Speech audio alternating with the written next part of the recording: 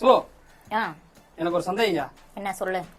ஃப்ரெண்ட்ஷிப்ல girl friend வச்சுக்கலாமா பாய் friend வச்சுக்கலாமா சொல்லியா? ஏன்டா உனக்கு இந்த மாதிரி சந்தேகம்லாம் வருது? அதுவும் என்ன பார்த்து ஏன்டா இப்பெல்லாம் கேக்குறேன்? இதனால சந்தேகத்தை தீர்த்து வைக்கணும் சரி, சொல்றா.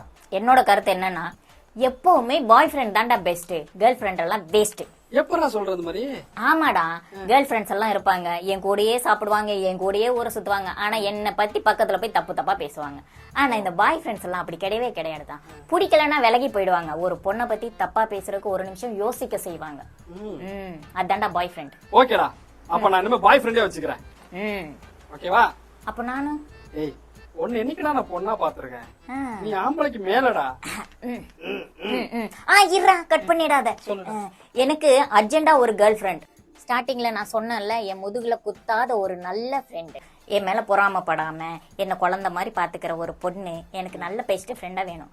யாராவது இருந்தீங்கன்னா ரிக்வெஸ்ட் கொடுங்க. ஓகேவா? டாடா.